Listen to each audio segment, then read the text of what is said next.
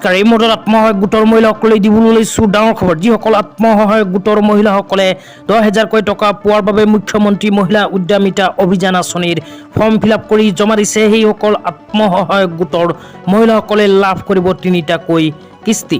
তো কেনেকৈ 3টা কিস্তি লাভ কৰিব আৰু কিমান টকা লাভ কৰিব এইটো ভিডিঅ'ৰ মাজত আপোনালোকক বিস্তাৰিত জনাই দিম।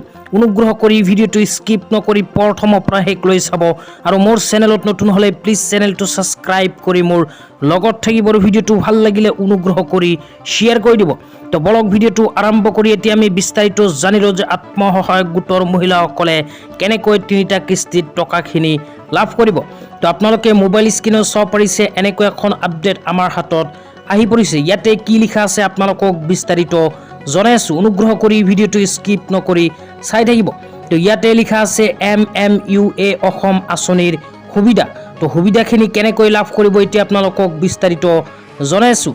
তাৰপিছত লিখা আছে মুখ্যমন্ত্ৰী মহিলা উদ্যমিতা অভিযান আঁচনিৰ জৰিয়তে অসমৰ বিভিন্ন জিলাৰ আত্মসহায়ক গোটত কৰ্মৰত সহস্ৰাধিক মহিলাক উৎসৰ্গা কৰা হৈছে। এই আঁচনিৰ অধীনত এনে মহিলাসকলক 2টা পৰ্যায়ত নিম্নলিখিত সুবিধাসমূহ প্ৰদান কৰিব। তো এতিয়া আপোনালোকক জনাই আছোঁ 3টা কিস্তি কেনেকৈ লাভ কৰিব। তো ইয়াতে আৰু লিখা আছে যে মুখ্যমন্ত্ৰী মহিলা উদ্যমিতা অভিযান আঁচনিৰ প্ৰথম পৰ্যায়। তো প্ৰথম পৰ্যায়ত টকাখিনি কেনেকৈ লাভ কৰিব এতিয়া আপোনালোকে জানি লওক। তো মহিলা উদ্যমিতা অভিযান আঁচনিৰ অধীনত মহিলাৰ দ্বাৰা আৰম্ভ হ'বলগীয়া 145টা ব্যৱসায়িক উদ্যোগৰ তালিকা প্ৰস্তুত কৰিছে ৰাজ্য চৰকাৰে। আঁচনিখন ৰূপায়ণৰ বাবে চৰকাৰে প্ৰথম বছৰত 10,000 টকাৰ মূল পুঁজি হিচাপে প্ৰদান কৰিব। তো এই মূল পুঁজি ব্যৱসায়িক আৰু ঔদ্যোগিক কামত আপোনালোকে কিন্তু ব্যৱহাৰ কৰিব লাগিব। তো আত্মসহায়ক গোটৰ মহিলাসকলক প্ৰথম কিস্তি হিচাপে কিন্তু প্ৰথম বছৰত অসম চৰকাৰে 10,000কৈ টকা প্ৰদান কৰিব সম্পূৰ্ণ ফ্ৰীতে।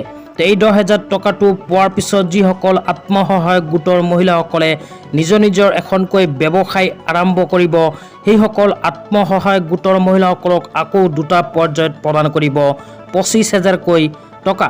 তো 25,000 টকা কেতিয়া কেনেকৈ লাভ কৰিব এতিয়া আপোনালোকক বিস্তাৰিত জনাই আছোঁ, অনুগ্ৰহ কৰি ভিডিঅ'টো স্কিপ নকৰি চাই থাকিব।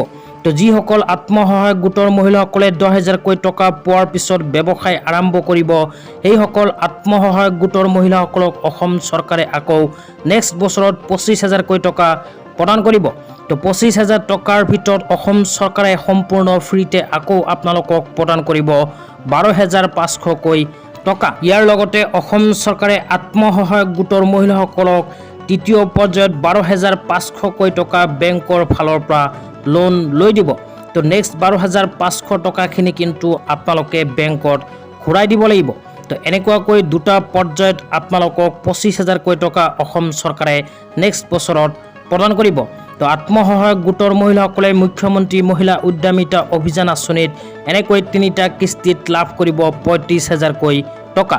তো আজি ইমানেই। ভিডিঅ'টো চাই কেনে পালে নিশ্চয় কমেণ্ট কৰি জনাই